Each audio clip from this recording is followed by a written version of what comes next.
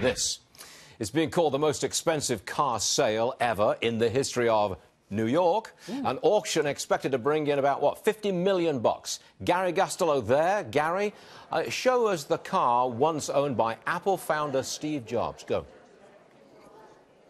What's Apple stock worth today? You know, when he had this back in the year 2000, the company was just launching the iPod. It's a BMW Z8. It was actually designed by your friend Henrik Fisker, who I think was on the show the other day.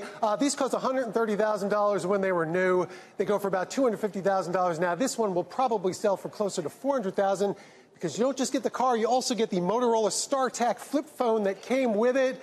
Rumor has it Steve Jobs hated that phone, and it may have been the inspiration for the iPhone. Not exactly as high-tech as an iPhone X, but in the day, it was cutting edge. This is one of the newer cars at the auction. There's over $50 million worth of cars here, including some incredible classics. Ferrari, Aston Martin. This Jaguar over here, you might have a soft spot for this one, Stuart. 1966 Jaguar E-Type.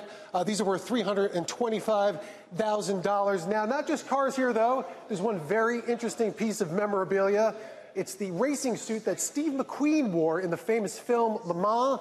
This sold for $1 million just a couple of years ago.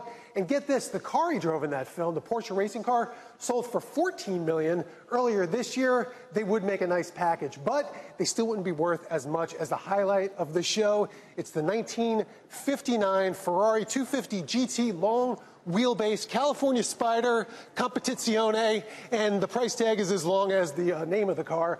They're expecting this thing to go for up to $17 million. It's one of just 8 that were sold.